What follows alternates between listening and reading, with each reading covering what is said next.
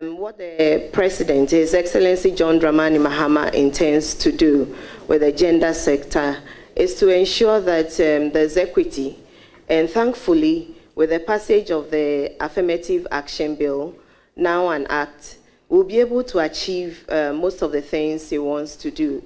So for me, with the passage of the act, what I need to do in summation to ensure that this vision comes to pass is to ensure that there's a committee, the Gender Equity Committee in place, and for the subcommittees to also be set up to implement the President's vision. I'm going to be a key or an instrumental person in the realization of the vision. One of the things is to ensure that there's enough social protection for the vulnerable. And so with the vision of expanding and ensuring that children, persons with disability, and other vulnerable groups within the society are protected. And so making resources available, ensuring that there's advocacy, there's enough sensitization on the Affirmative Action Act, and then also allocating resources to ensure implementation. Basically, this is what the vision of the President is. Thank you very much. Any further questions?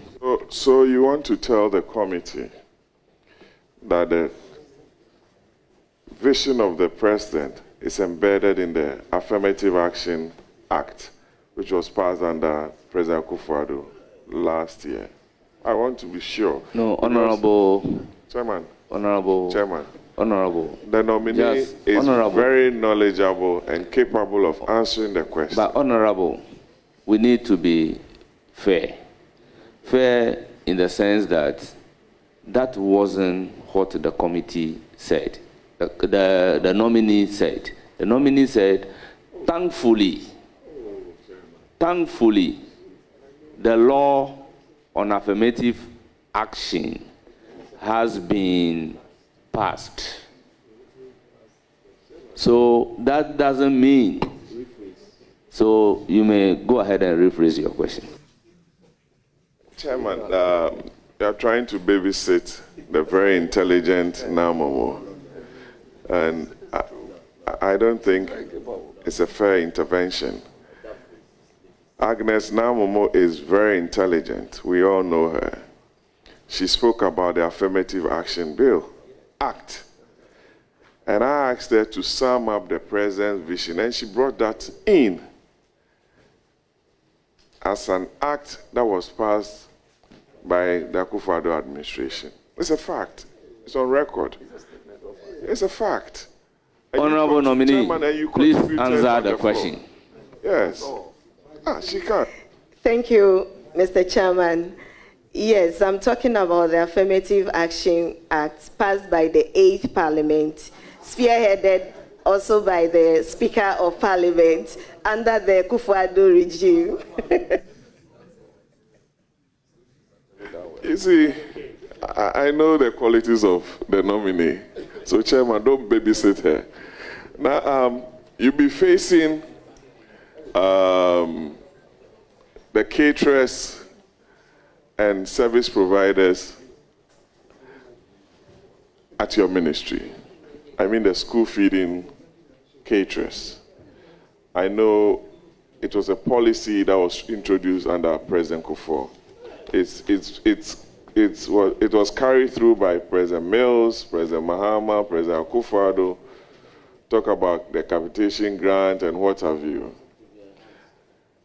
I know it's not enough.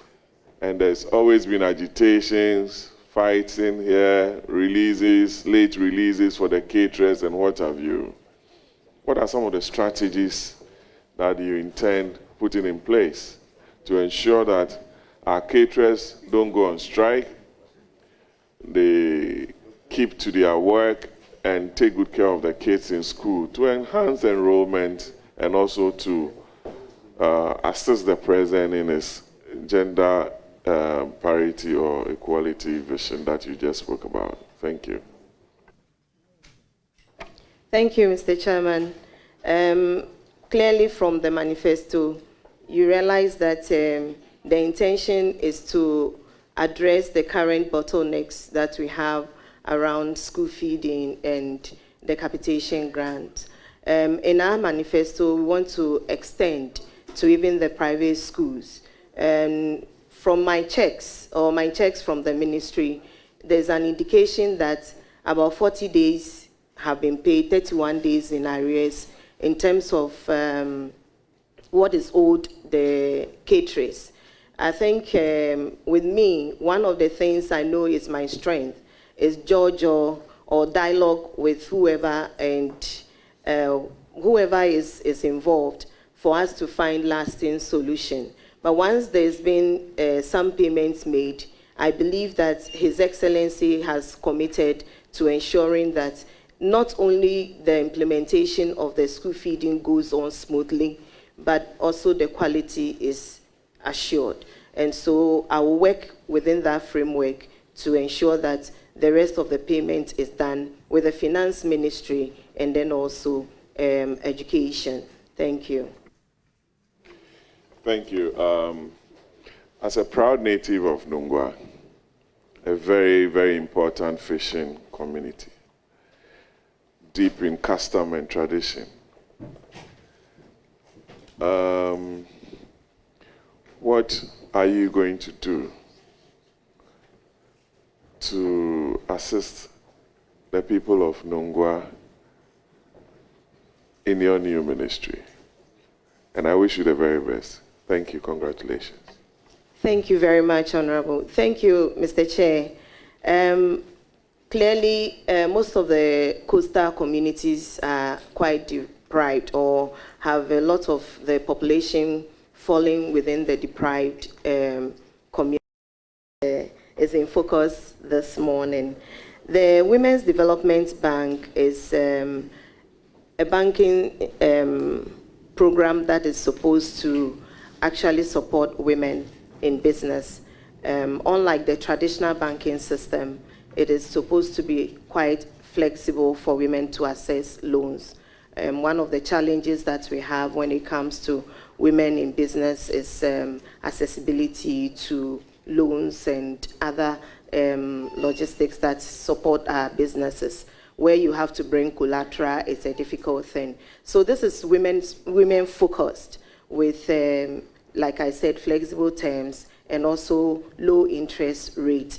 And from what His Excellency said, the President said, it's going to be from GOG. So like many other programs and activities of the ministry, is going to be intersectorial, like leaning on the Ministry of Finance to provide the GOG portion. And I'm expecting that, God willing, when the Finance Minister presents the budget, this will be adequately captured in the budget.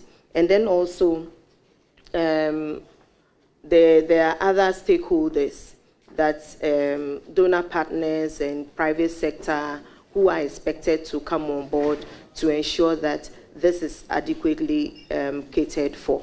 And so we look forward, the women of Ghana are grateful, and we look forward to having the bank established so that we can grow our businesses, as most women are in the informal sector.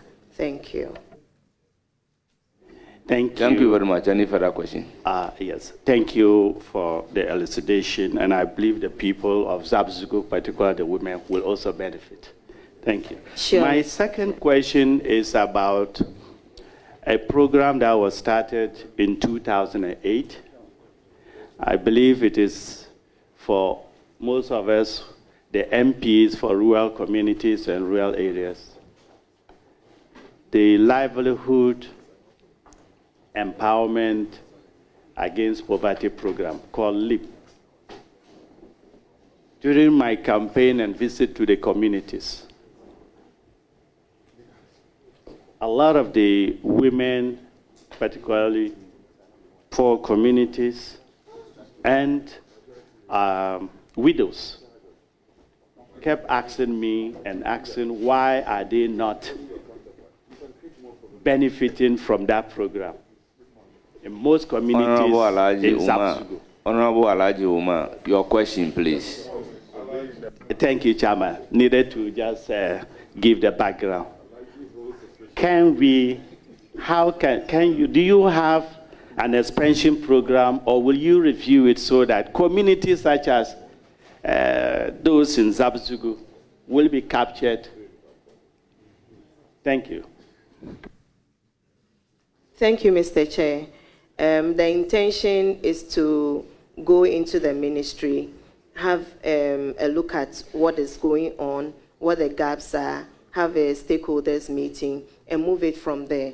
But the plan of the president in the manifesto is to ensure that it is expanded, and then also beneficiaries who can be graduated and ensure that their economic situation is better than it is now will be graduated, so that we can expand it and more people can benefit from it. So yes, your people will definitely be considered. Thank you.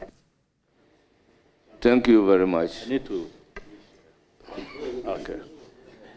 Thank you so much, and I wish you well. Thank you. Thank you. I will now give the floor to Deputy Minority Whip, Honorable Shaibu, if you have a question. Yes, Mr. Chair. Thank you very much. Honorable Namumu, Anyaku. Yay. Kebuchuno. Just a few questions. So I saw President Trump in his inauguration address, and he made some specific statements with reference to gender, and that a man is a man and a woman is a woman. I just want to find out from you, as Minister of Gender, what is your general view? And how do you view the current legal and societal stance on the LGBTQ rights in Ghana? And what is your position as Minister of Gender, Children and Social Protection on the promotion of the proper human rights, proper human sexual right and Ghana, and the Ghanaian Family Values Bill? That is 3 questions, but I will allow the nominee to answer. Thank you, Mr. Chairman. With respect to what the President Donald Trump has stated, I believe that I go by what the Constitution of Ghana says. A man is a man under our Constitution, so I stick to that. And a woman is a woman, yes, if you want it to be complete. And with LGBTQ, I think that as the Constitution stands, and as the voices of the people of Ghana has loudly declared, there's no way I can go contrary to that. I am a representative of them. And I think the President has also clearly stated his stand. And one of the things, beyond even the inaction of the law, one of the things is to also ensure that we imbibe it into our curriculum so that the children will know some of these family values right from the beginning. I think it is more sustainable, and it also adds on when there is the law working. Thank you. Any further question? Yes, follow-up question. So, in your view, as the bill expired, the bill on family laws, family values, sorry. Thank you very much. I think I will leave that debate for the legal brains, and then what they guide, I will take it up from there. Thank you. Thank you very much. Any further questions? Yes, Mr. Chairman. Mr. Chairman, the 2024 NDC manifesto suggests reviewing the Labor Act to mandate. Yes, we are. We are in love with the manifesto. We just want to ensure everything is well sorted out. to mandate 4 months of paid maternity leave. How will you advocate for the extension of maternity leave from the current 3 months? Because we are all aware it's 3 months now. How do you intend to, and how do you plan to address the concerns from employers who may resist? Because I have a company, I don't intend to get women to go on 4 months, but that is in your manifesto. How do you intend to address that? Thank you. Thank you very much. I think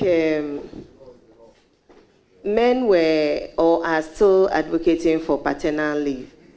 And if it is important for them to take a break to support their family, then it is more important for women to have a prolonged period, not only to take care of the children, but to also properly heal. And so as an employer, I will encourage you that if you even have the opportunity to take care of 6 months, please do that. But the other way is on a more serious note to do that. You know, creating daycare in the company, that makes it child-friendly for the women to bring their kids there with a little support from the company or the organization so that they don't have to be worried. You know, psychologically, the woman can be present or physically present in the company, and yet the mind is at home. And so you can have her being there working for you, but to have the utmost output, it is better we make sure that there's holistic care. And so I will sit with all stakeholders. There are CSOs who are deep into it. There are lots of advocates. I will join them to look at what is best, ensure that we push it. And if Ghana and if the people of Ghana agrees to it, surely I will be the #1 champion. Thank you very much. A follow-up. Very well. So are you intending to advocate for paternity leave?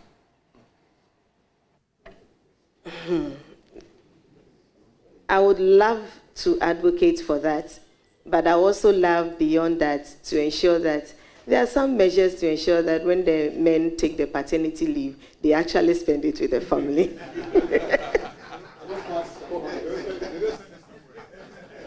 It is now the turn of Honorable Mahama Shaibu. No, you've exhausted your questions. Please, Mahama Shaibu. Thank you, Chairman. Now, good morning. Good morning. Just 2 questions for you. I note that you have touched on Affirmative Action Act. Have you had a look at the bill or the act? I know the bill you would have participated in the 8th Parliament. Have you looked at it again when it was passed into law?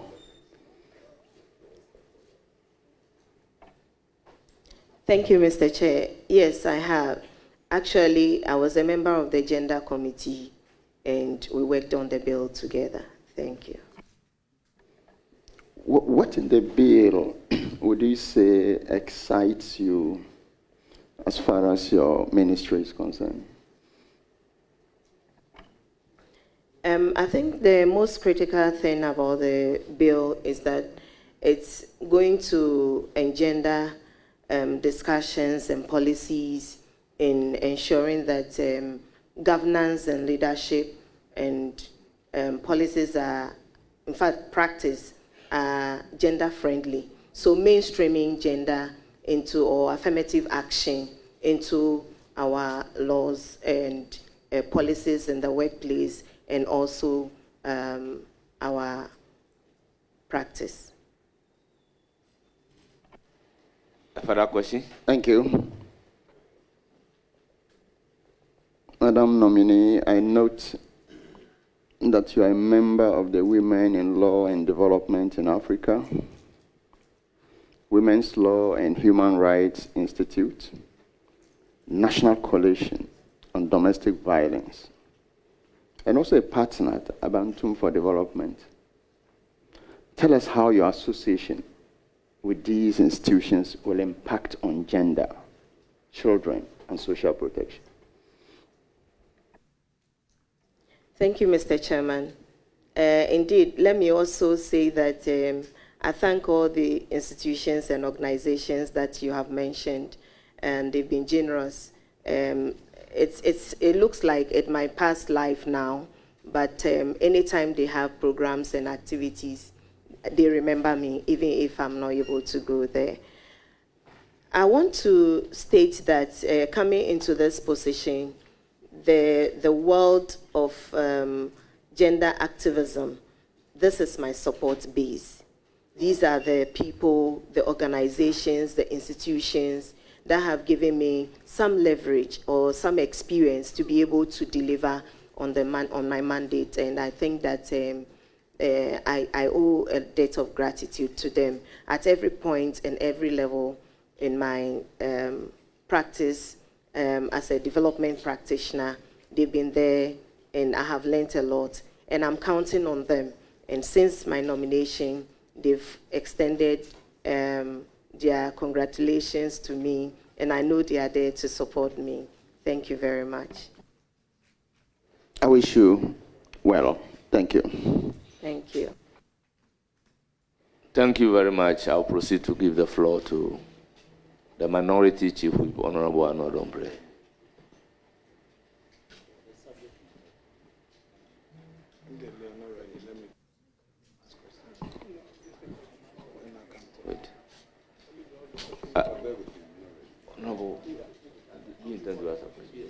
Okay, I'll give the floor to Honorable Roxanne Nelson Dapamoko. Chairman, thank you very much. Now? Yes, sir. Hey. Welcome. Let me seize the opportunity to congratulate you. Thank you. Ever since you came to this house 4 years ago, you've acquitted yourself very well, and you work hard. You actually became one of the faces of our female bloc, and we've done a lot other parliamentary work not related to our core activities as in legislation, but other programs connected to Parliament. So I know the quality that you bring to bear on your work. Now, general feeling amongst us men, the biologically males, is that your ministry tend to focus on the biologically female issues to our neglect.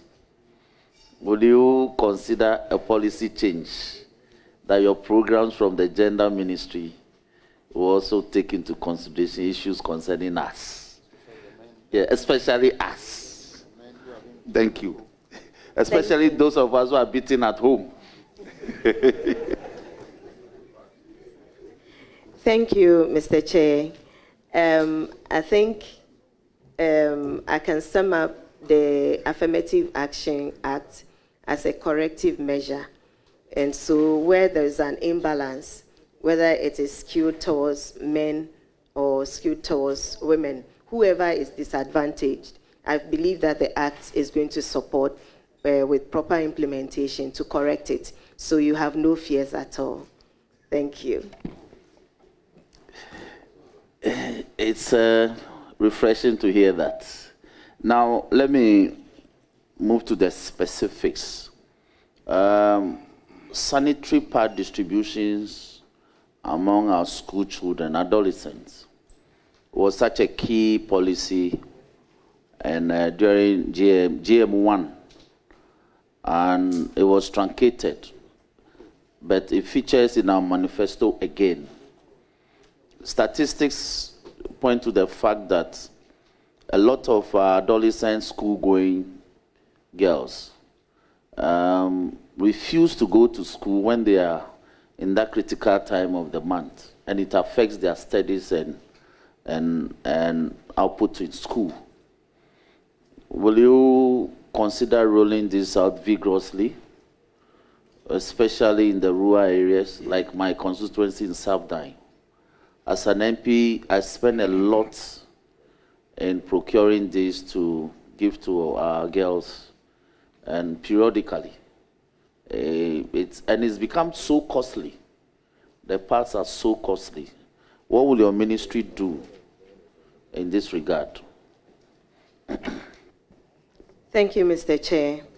I think this is a conversation we have to be having until we get a law to waive off some of the taxes and then ensure that we also plan and budget for it for women and girls to have adequate protection, because the lack of funding or support to procure sanitary pads has further made girls more vulnerable in society, in the sense that UNFPA can tell you that they have data that shows that there's most girls fall prey to men who can provide sanitary pads for them. And it is also because of the poverty situations some or most people find themselves. If you have to choose between feeding the family or placing a meal on the table for the family and then providing sanitary pad for a girl, I think most family will go for the meal because that is survival for them. Since it is a biological issue, whether you are male or female, you are affected one way or the other. I think we need to have this discussion very passionately and then find a way out. But in the meantime, whilst we haven't waived off the taxes to ensure that it is affordable to all, we have to find a way of making sure that we can supply to especially the underprivileged, like your constituents, like my constituents and all others. And then they will also have some leverage so that that support can go a long way to minimize their vulnerability in such times. Thank you.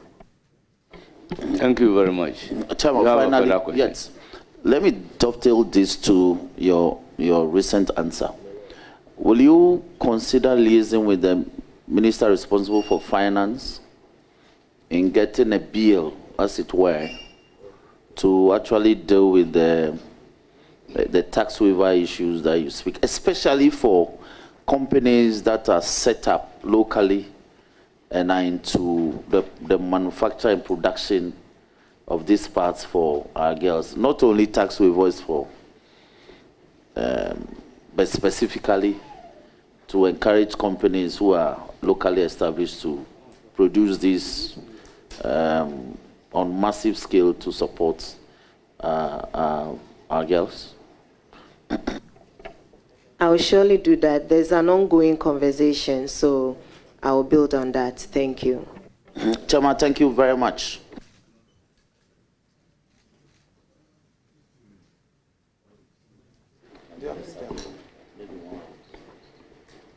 Thank you very much. Okay. I will now give the floor to Honorable Rickett. Thank you very much, Mr. Chairman.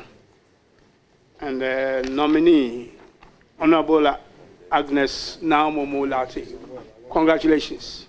Thank you, sir. Perusing through your CV, your background and experience suggests to me that you're actually a good fit for the ministry that His Excellency John Dramani Mahama has posted you to. And I have no doubt in my mind that you will succeed at that ministry. I'm not going to ask you a question, but a word of advice. Having had the opportunity for the last 8 years or 12 years to serve on that committee, gender committee, and at some stage with yourself, there had been challenges, particularly in the last 8 years, to do with relationships between ministers, suppliers, ministers, deputy ministers, and all that. And that has created a lot of problems in terms of moving that ministry forward. I'm not going to ask you the strategies you will adopt, because the problems could be many and will require some multifaceted approach. But just to caution you that you've got to do everything possible to make sure that you keep a good relationship with your subordinates, your suppliers, and whoever is helping you to build that ministry. But I wish you well, and I know you will be successful. Thank you, Mr. Chairman. Thank you. Thank you very much. I will now give the floor to the ranking member in minority leader.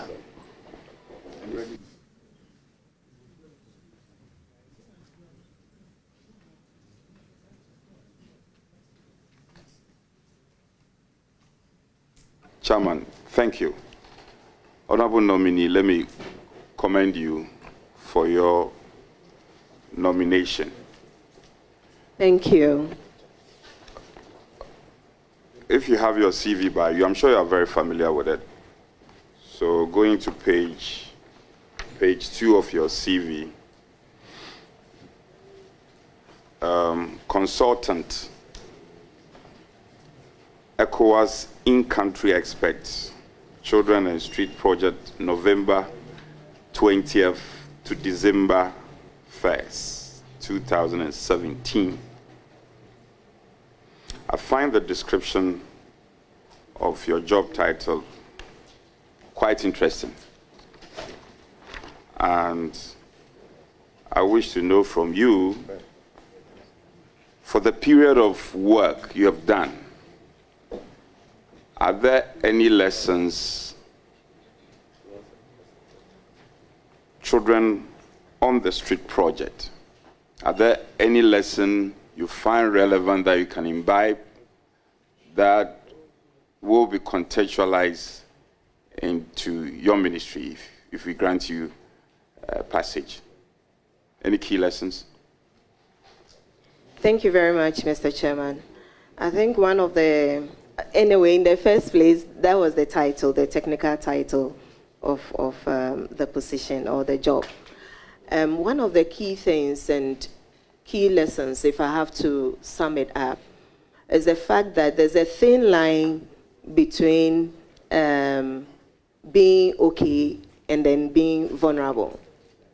And one of the things that we overlook is that vulnerability can come from separation or divorce, and also non-maintenance, that is lack of child maintenance. And so most of the children on the street are from broken homes, and some of them are there with single parents. And so the issue of supporting families to survive, have proper income earning activities to relieve them of their vulnerability is very important. And then day after day, we need to also ensure that what we know as Africans, the larger family system, we continue to practice it because it helps. Where you hold each other's hands when you are growing up. You know that your auntie is still your mom and your uncle is your dad. So that in terms of issues of separation, you'll be able to count on somebody to stay off the street. Mr. Chair, will the nominee be gracious enough to tell me or to tell Ghanaians what your manifesto hopes to achieve in this context?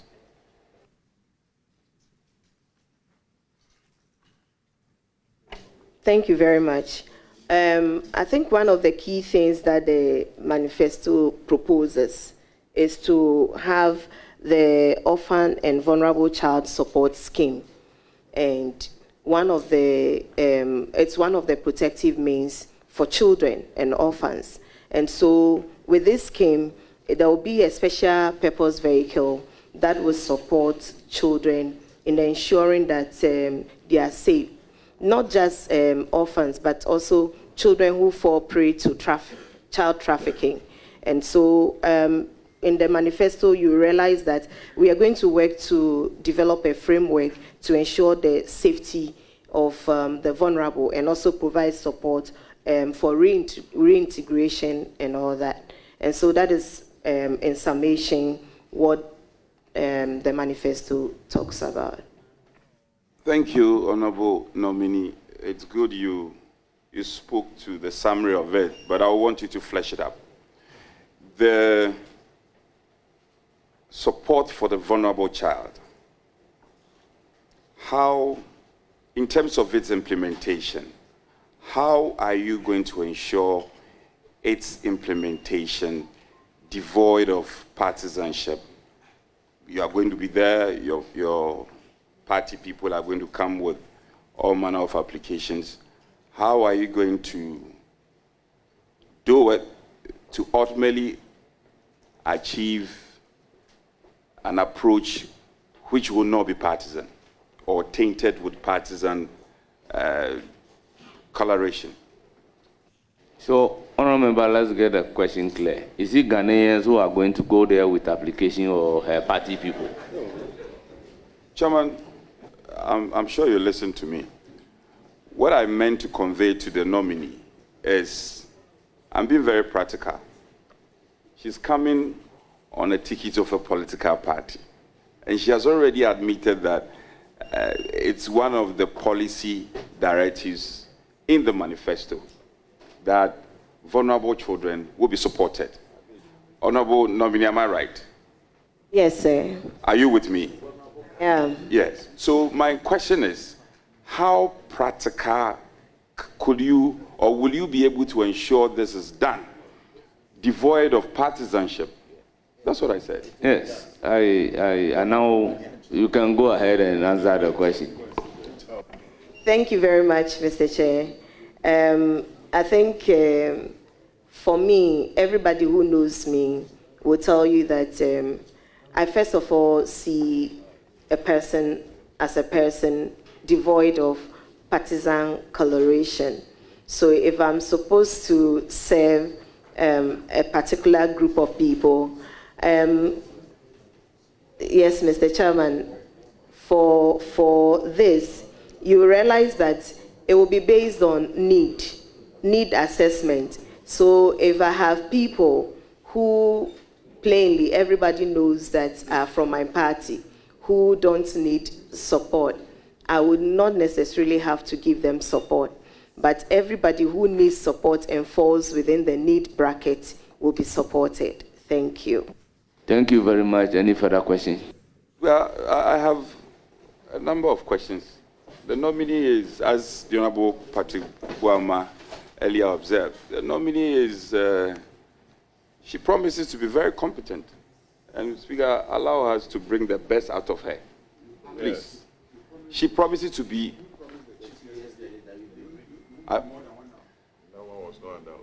So, I want you, my good friend, let me test your understanding. Don't worry, I'll be brief. Just be relaxed, you'll be fine. Your understanding on the school feeding project. You know, its antecedents and the tortoise path we've traveled to where we are now. What is your appreciation of the high points and low points of the school feeding project? Thank you very much, Mr. Chair. I think the school feeding program is something that all of us appreciate because if a child is not properly fed, it affects the concentration in class. And so for the highs, I would say it's a good project that we intend to improve on. The other side of it is the processes leading to the feeding, ensuring that there's quality and also accessibility and timeliness in terms of the supply is also very important. And so these are areas that I will look at improving and then adding on. Thank you. Honorable nominee, you have touched on the quality and also timely delivery. I couldn't agree more with you. What is your assessment of the current situation?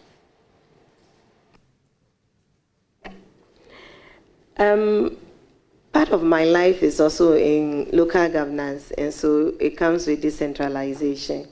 And I believe that if we are able to effectively decentralize the feeding program, as we are also looking at, it will help us to ensure that it is supplied on time, the food items are supplied on time, and then also we can keep an eye on the quality from the district level.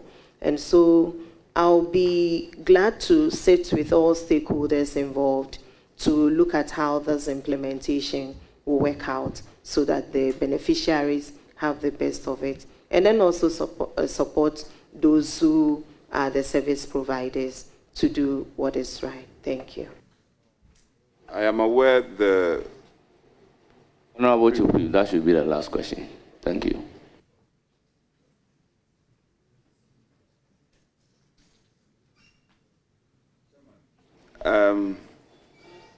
You don't want me to bring the best out of the nominee.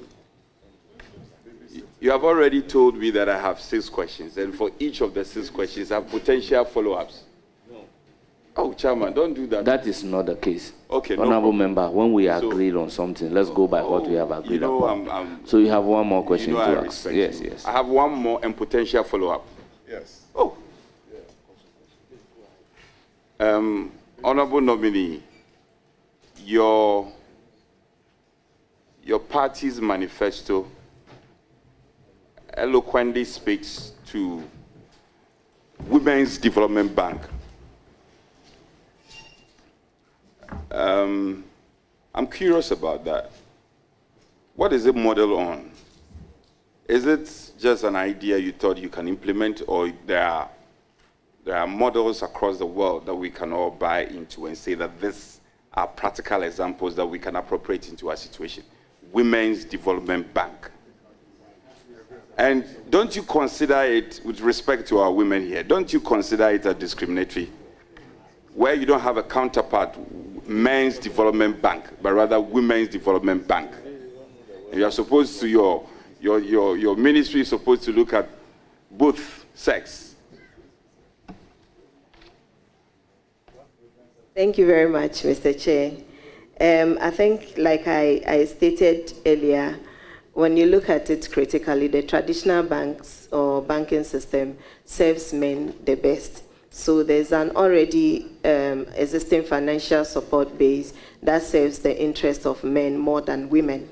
I also stated that most of the women are in the informal sector, where we don't have the collateral, where we cannot afford the high interest rates that are being charged in the traditional banking system. And so this is something that will go a long way to help. And I'm glad, and I know the people of Ghana are also glad. And when they see it, will also be glad to see it implemented.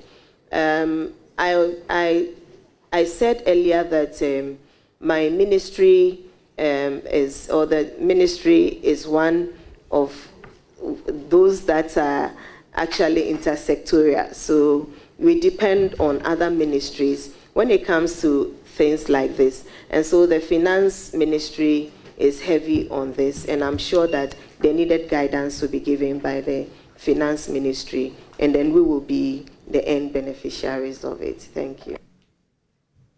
I would have wished to ask you a follow-up, which I know will bring the best out of you. Unfortunately, the chairman says no, so I will respect the directive of the chairman. Thank you very much. I will proceed to take a question from Dr. Grace Ayen Sudankwa. Thank you very much.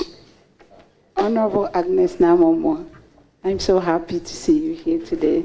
Thank you. I think you're one of the nominees that when I heard it, I was so excited. So thank you for being here.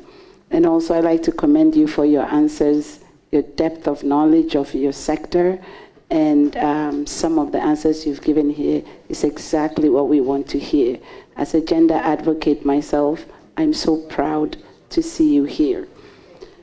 My question goes to the school feeding again. The people of Iskadu-Ketana just came back yesterday, and they are asking, when will the school feeding start? Number two, the more important question is, I want to go back to the quality of the food. You know, the school-aged children are the most vulnerable because they are growing. Their bodies are still growing, and specifically their brains are still growing. So it's very important, as a surgeon specialist myself, that we give them a nutritious and a balanced diet. Doc, your question, please.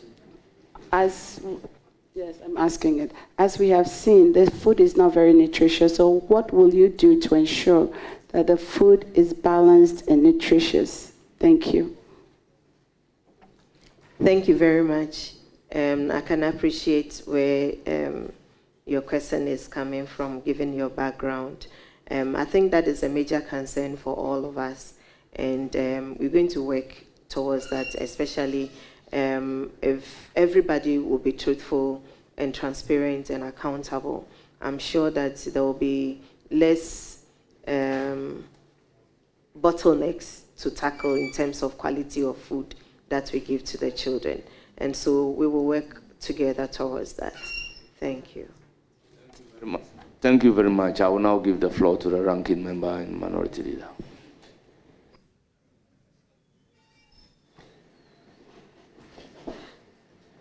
My respected colleague, good morning to you. Good morning, leader. With the leave of the chair, I should proceed with some questions. Let us first deal with your CV. And if you be pleased, I shall take you to page 1 of your CV.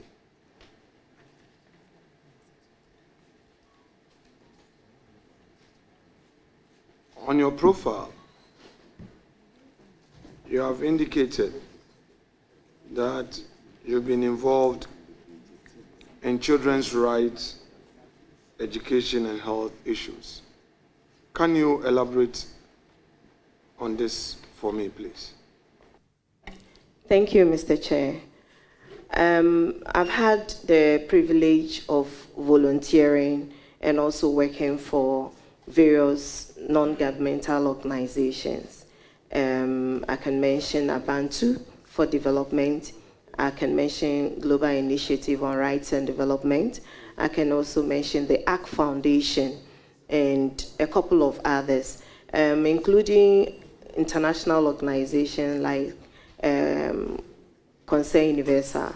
In fact, I've also had the privilege of consulting along the line for ActionAid Ghana. And so a couple of the organizations, I've worked on DFID projects and so on and so forth. So at every given time, I've had opportunity to support one advocacy issue or the other, whether locally or internationally. And so that has built my experience in child rights advocacy. And I'm not a legal person, I'm sure you know, but it's giving me an opening into what to expect or what to do under every given situation. Thank you.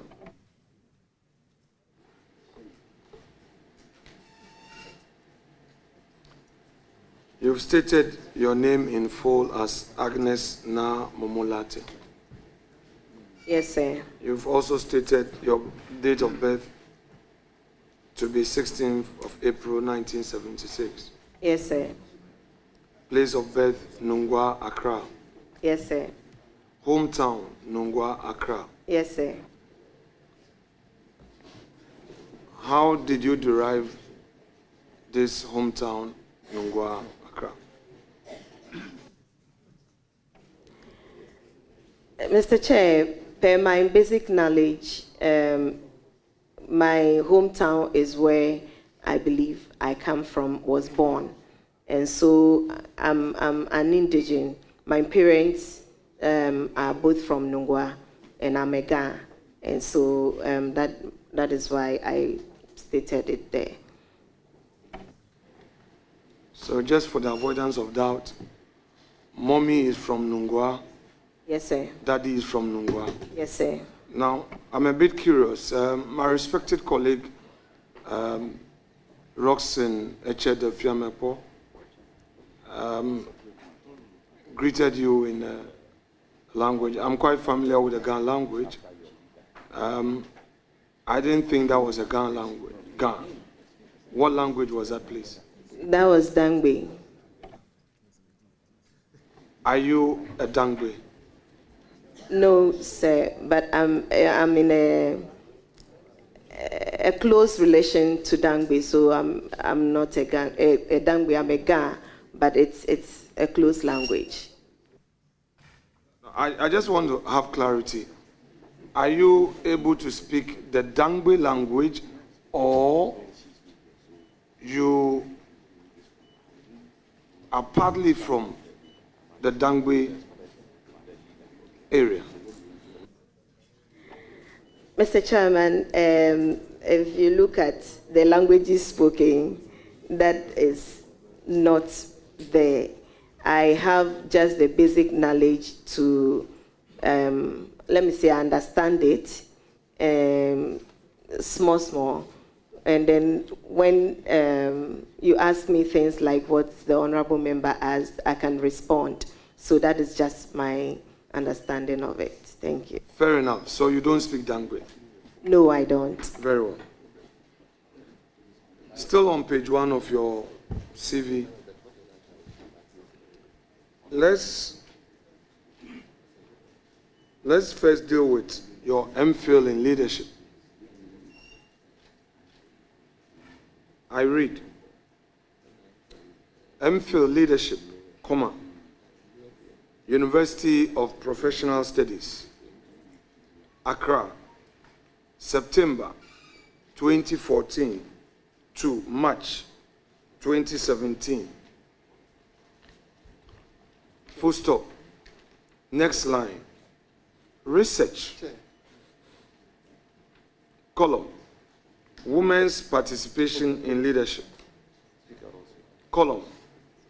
Challenges and prospects to the development of Lejokuku Krowo Municipal Assembly. Dash June 2017. I have 2 questions for you there. 1, how was this MPhil program structured? And I'll give you a guide to assist you in the answer that you're going to give.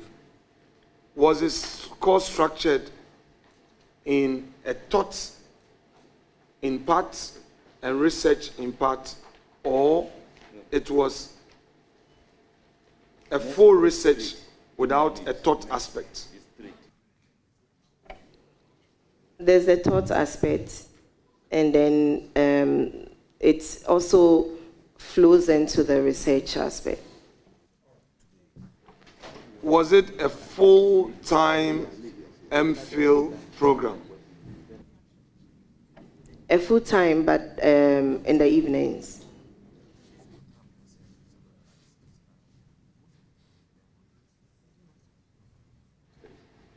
Now,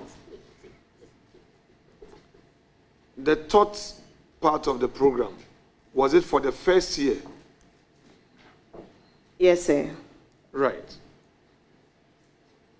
Within this period that you were going through this thoughts program, the 1 year, you were also working? Yes, I was. Full time? Yes. Where? I think around that time, I was working with NALAG. Respectfully, as what? As the General Secretary. So the NALAG work was not just leadership, but the full-time work? Yes. So when you say full-time work, are you referring to 8 to 5 p.m.? Yes, sir. Or sometimes I start at 6. 6 a.m. Yes, sir. So we should assume that you closed from work and attended your evening full-time program. Yes, sir. Very well. Now, the year 2 was for your research. Yes, sir. Respectfully, honorable colleague, how did you embark on your research? Thank you very much. I think you submit the research topic for assessment. Once it is approved, you design your questionnaires, and then you submit to your supervisor. They go through it, and then you go ahead to the field to administer. And then once you've gone through everything, the methodology, everything, you are granted the opportunity to defend. And then once defended, you graduate. So you've indicated that you ended the program March 2017. Yes, Then sir. you have also indicated that your research work you submitted June 2017. Please, can you clarify? There was a bit of a delay. When I was doing the MPhil, I had then applied to Legon, University of Ghana. In fact, it was one of the reasons why I went in for the MPhil, so that it's close to the University of Ghana. Within the period, the PhD program got structured from a 3-year course to a 4-year course. So the waiting period was when I decided to undertake this course. So if you look at it critically, you realize that my final year, that was in 2014, I had to juggle between going for the PhD class and then also doing finishing up my research work. Honorable colleagues, respectfully, it couldn't have been that your final year. It couldn't have been, because if you look at the same CV, the PhD, you've written PhD, Institute of African Studies. And by the way, before I proceed, bear with me. You know, the enterprise we undertake here is a perception-driven enterprise. When you go all calmly, the perception is that we are treating you with kid gloves. If we ask you very strong questions, it is also seen as we being too hard. But I would manage myself, and I don't intend to be very personal, okay? Just understand me, that yes, sir. You are a witness in the box who must answer necessary questions. We are politicians, and we have the public that wants to understand certain perspectives. So I'm limiting myself to the policy issues and then deal with your profile that is getting you into governance. Is that okay? That's fine, So sir. I mean no ill will. Is that okay? That's fine. Very well. So, that assured, look at your CV again. PhD, Institute of African Studies, University of Ghana, Legon, September 2014 to December 2020. So if you say that in your final year you had issues, it couldn't have been, because you see, you started MPhil and PhD at the same time. I find that very curious. So it wasn't the case that there was, when you were about finishing one, you started the other. And that is why you had some delay. I want you to have an opportunity to clarify. Thank you. With the MPhil, I actually started the MPhil somewhere 2013, and the PhD was in 2014. The MPhil coursework was supposed to be... Honorable Member, would you... Please, Honorable Leader, let's take the answer, then you can do a follow-up. Thank you very much. Chairman, with respect, as much as possible, I don't want to get into the ocean. I want to guide her. I'll give the same protection that you give her. So please, when I want to help her, allow that. But if you want to open it up, I don't mind. Honorable Member, would you want to amend your CV on that aspect, just for the record, so that we don't go deep again?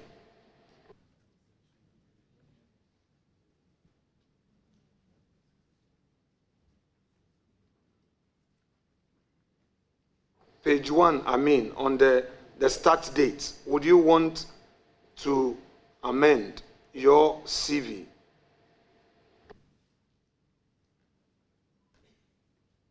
Yes, sir. Very well.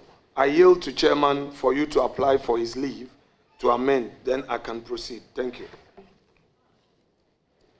Please go ahead and do the amendment. The MPhil program was somewhere 2013. I was trying to be specific, but the MPhil program is somewhere 2013. When in 2013, because it's an academic year, it starts from a point. When in 2013, respectfully? I have September on record, and so we maintain I want the to, September. Yes, I want to. And then just amend the year. Yes, please. Very well. Any further amendment, please? No, we are staying there for a moment. Okay. So I just want you to have the opportunity. Apart from the year, the 2013, we are now maintaining the September. So the start date. The start date, the completion date is not in doubt. Okay, so you are not changing the completion date? No, the completion date is not in doubt. Very well. So let's go to the PhD. Are you maintaining the start date for the PhD as well, and the completion date for the PhD as well? Yes, sir. Very well. Now, honorable colleague, do you have your certificate for the MPhil, please? Yes, please. What is the date on it for the graduation? The date of the certificate? 20th June 2017.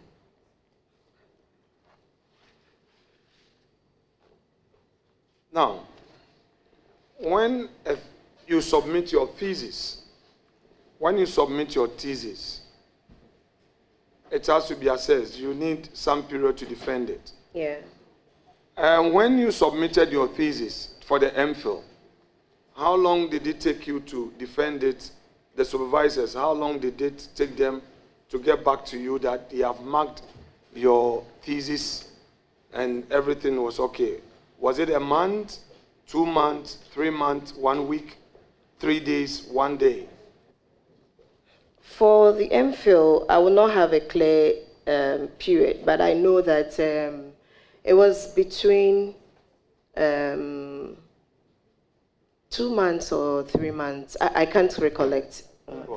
So let's take the minimum of 2 months, the one you recollect. Now, having told this committee that upon submission, it took 2 months for your assessors to get back to you. At least we use a 2 month. Check again on your CV and the certificate you have. Would you want to take chairman's leave to amend your records again? Thank you. I'm going by what is on the certificate, that 20th June 2017. That is what I have here. My respected colleague, you had in an earlier answer submitted for records that you were done with your program in March 2017, but your thesis delayed. So you submitted your thesis in June of 2017. In fact, that is what you stated here, that your project work research you submitted June 2017. You have a moment ago also indicated that when you submit your project work, your thesis, it takes about 2 to 3 months. Now here is... Or more. Or more, very well, that's okay. I just wanted to use the minimum where you remember. Now, if you submit your thesis in June, and the assessor is going to take 2 months minimum to look at it, mark, get an external assessor to also look at it, which means that in June when you submit it, you would have July and you would have August, okay? Minimum. You cannot graduate in June 2017 and have a certificate which says you have MPhil, you've earned an MPhil in June 2017. It's the reason why I ask you again. Sometimes we all forget. Sometimes we want to be given the chance. It could be that whoever typed your CV made some mistakes. We all give instructions to our secretaries, type this for me, do that. I understand, as an administrator, a leader, there are some errors. So I'm giving you one more opportunity. Would you want to take chairman's leave to amend those records also? Because this is going into public records. Thank you. Thank you very much, Mr. Chair. Let me also state that, Mr. Chairman, the 20th June 2017 is the day after graduation when I was given the certificate. But the submission was in 2016. So most often you realize that the year, depending on how soon you submit your project work or thesis, you might not graduate in the same year.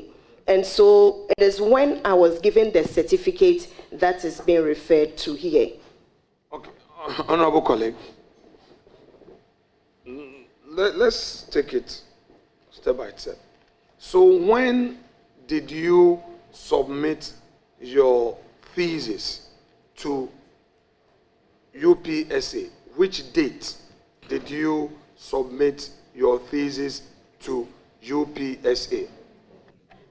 The submission date, unless I check, but I can assure you that... Don't worry. I would take it that you would come back if you want to come back. No, leader. Well, leader, okay. With all due respect, let's abide by the rules. If a question is asked, kindly allow the witness to place the answer on record. Then you can follow up with another question where the witness is in the process, or the nominee is in the process of answering the question. Then you come in to say, no, honorable leader. With all due respect, I do not think that is the way we should go. So kindly allow the witness to place the answer on record so that the clerks will be able to pick the answer on the record. Then you can follow up. Thank you very much.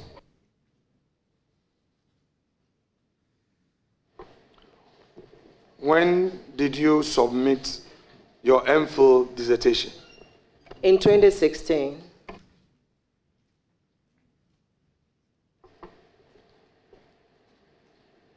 Your MPhil program at UPSA, when did it start and when did it end?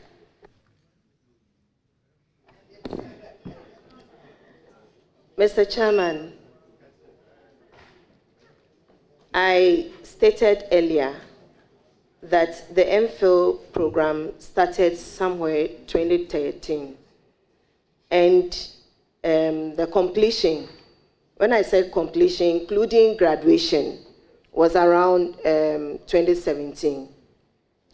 If you check the records, I did not even graduate with my colleagues. So I stayed, I had a year delay or some months or something delay. But I submitted in 2016. There's a difference between graduation and submission, which would conclude the program. When did you complete your MPhil program? I completed in 2016. Do you remember the month?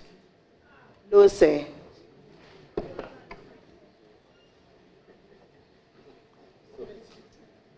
Now,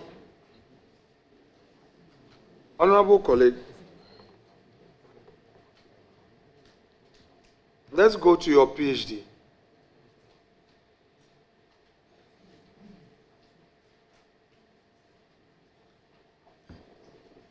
What was your area of research? I was at the Institute of African Studies, and I looked at the relationship between traditional and local authorities in the management of natural resources. And I had a case study of beaches in Accra. Can you elaborate on the subject area? Thank you, Mr. Chair. It was basically looking at the commoditization of beaches. And so we all know that aside the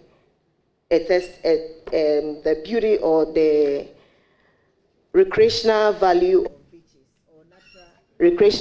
of beaches or natural resources, there's the commercial aspect of it.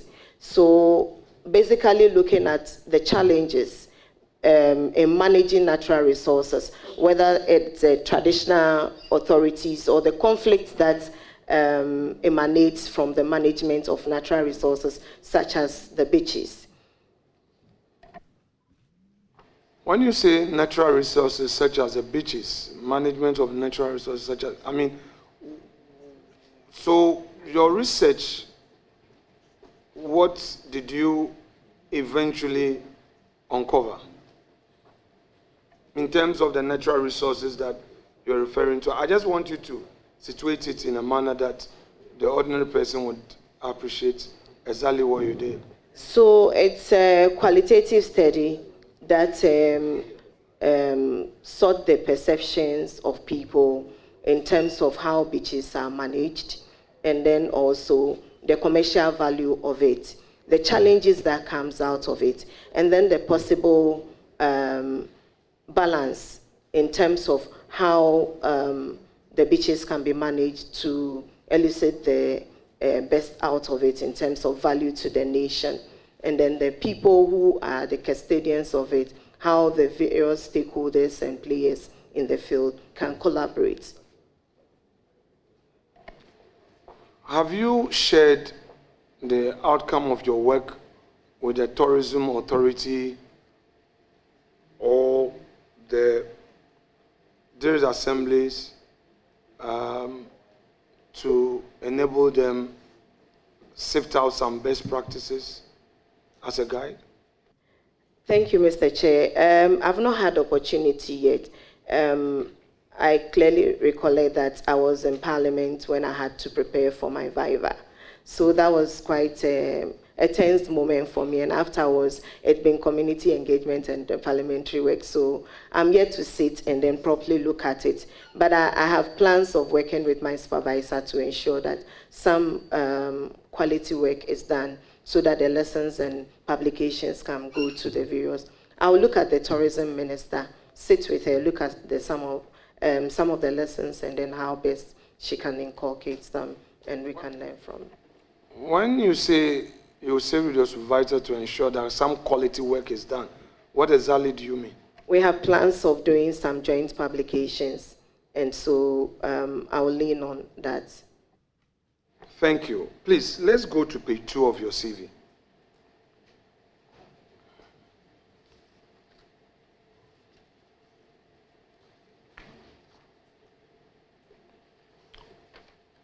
On page 2, you have primary school, Teshin Estate Preparatory School, 1981 to 1986. Then we have ordinary level certificate, Nungwa Secondary School, Accra, September 1988 to June 1993. I presume you did a common entrance? No, sir. Okay. So explain to us, from primary school,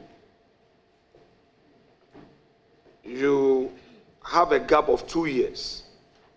So the 86, 87.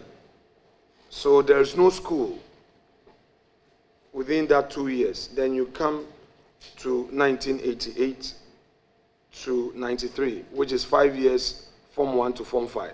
So can you explain to us what you did, what schooling you had between that period that your records do not reflect same, please? Thank you, Mr. Chairman. Within that 2-year period, there was the new system, which is the JHS. And so having an uncle who is a teacher, he was also an advisor to my father. And so they looked at the benefits of joining the new system. What is missing is that I went to try the new system. And then my uncle moved on to a secondary school called Presby Secondary School. And my dad felt there was, I was too comfortable there, so I had to try first year of secondary school at Presby Commercial. And so I went to first year. I didn't write the common entrance. I went to secondary school first year at where we call Preseko. I did 2 terms there before going to Nungwa Secondary School. So you went to Nungwa Secondary School without common entrance, in other words? I went to Nungwa Secondary School with a certificate from Presby Secondary School. What certificate? I did my first year at Presby Secondary School. First year of JHS or JSS, you mean? First year of GC. Oh, very well. So so you mean you had a transfer? Sir. Okay. So that is what is missing. That is creating that 2-year gap. Yes, sir. Very well. But then if you had done a first year already and you did a transfer, that suggests that you go to Form 2. Or do you repeated year 1 again?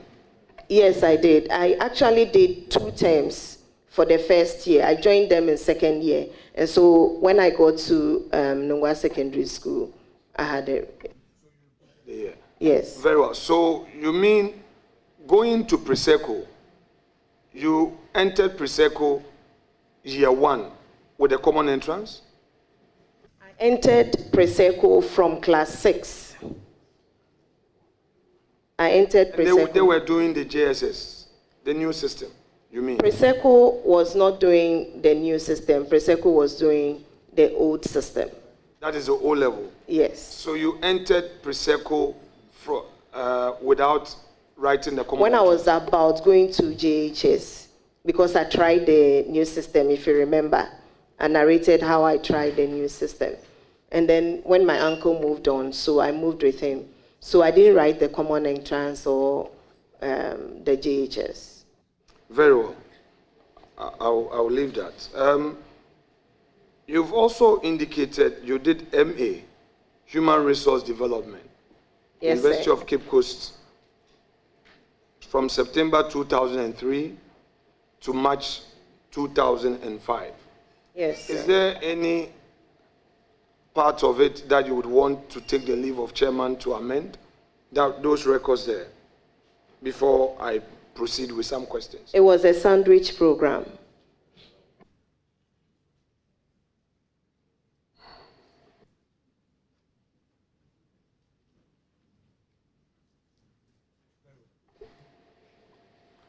When did you graduate?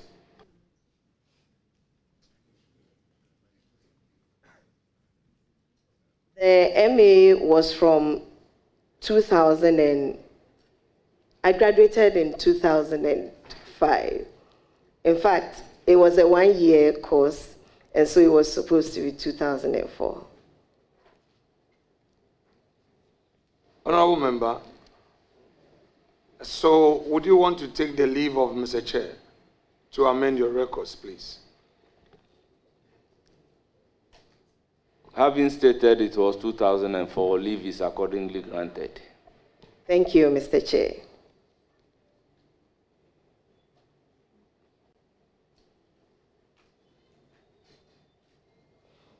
Now, you indicated earlier that as General Secretary of NALAD, it was a full-time employment.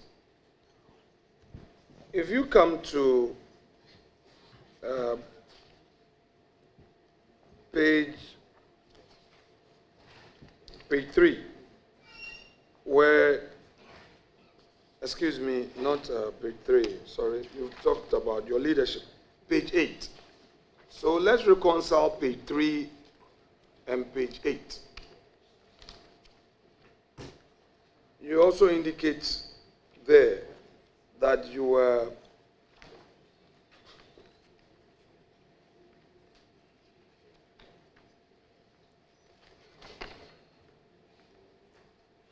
page 9, rather, go back to page 9. Let's start with page 9. So let's reconcile page 3 and page 9. So second vice president and general secretary. The general secretary bit, you say full-time employment. That has come under your employment history. And then when you come to the second vice president, that is under membership/leadership. So what do you have to say to both? The second vice bit is an elected position. And so I contested that before becoming the general secretary. Okay. Is there anything you would want to amend?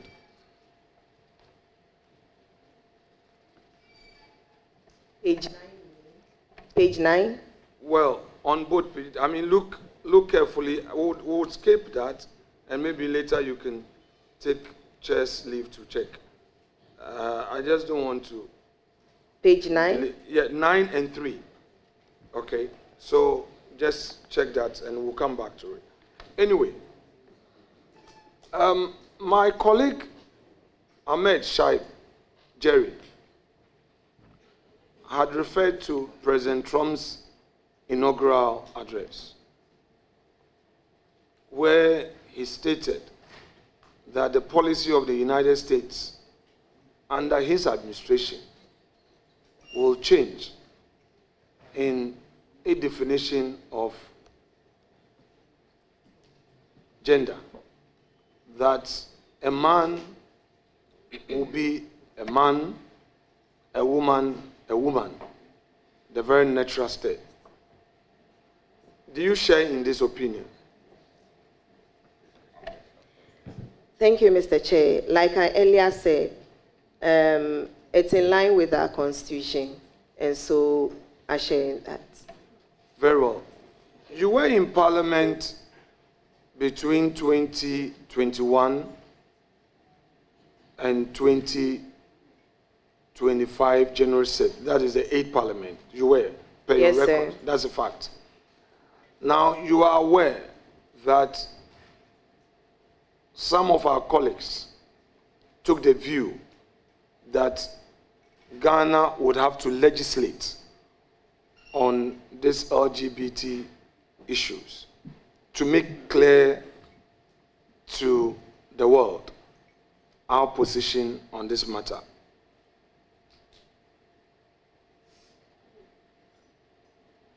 Yes, sir.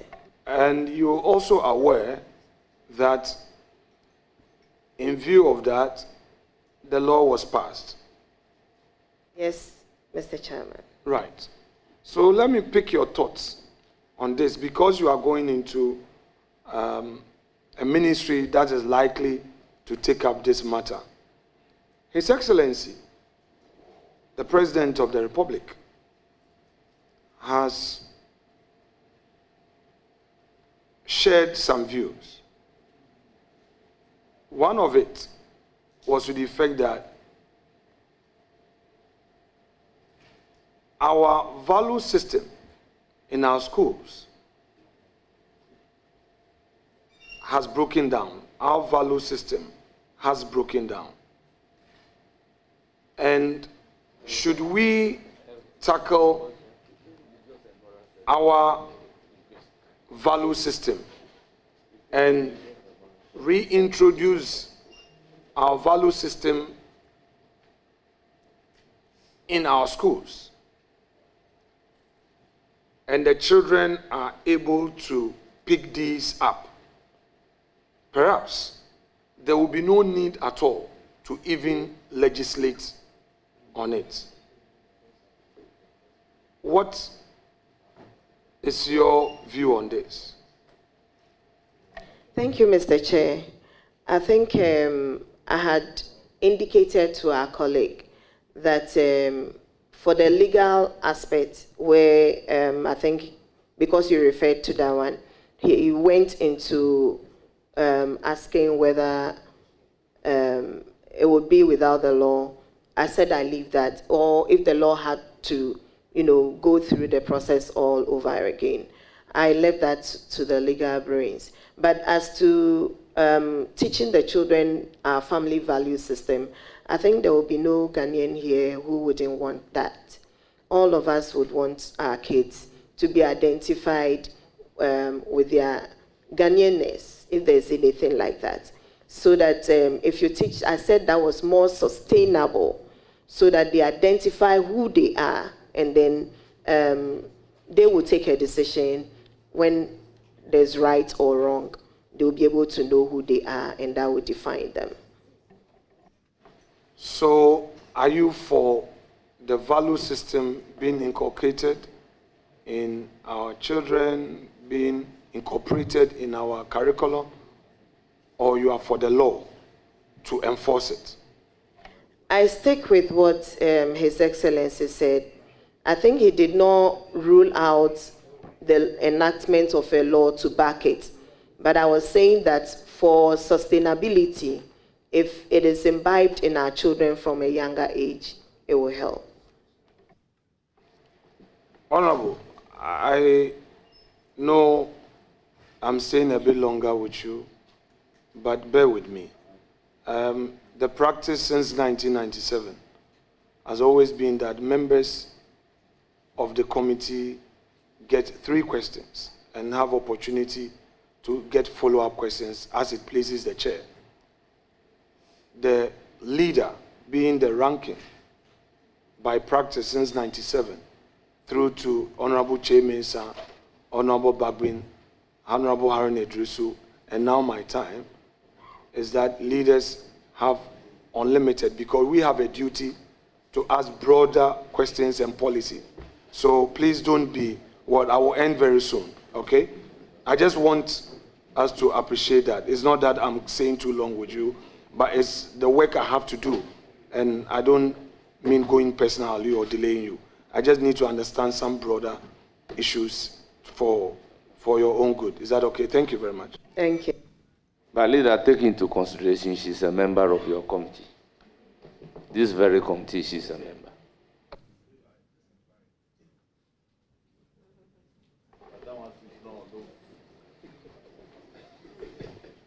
Honorable, you were an assembly, you were a presiding member. Were you an elected presiding member, elected assembly member, or you were a government appointee? I was a government appointee. Your NDC manifesto. This women banking policy, what really is your understanding of it? What really is your understanding of women in banking? Thank you very much. My understanding is not is not maybe, okay, let me rephrase it. My understanding of the women banking program is that women-owned banks, women beneficiaries of the same bank, which will be more flexible, introduced at the district level, and women will have more flexible terms, less interest or lower interest rates to be able to support their businesses. So economically bringing the women up. And for me, I think for women like me, it is a laudable idea. So let me have clarity, because the ordinary Ghanaian woman will be interested in this matter. So let's bring clarity to it.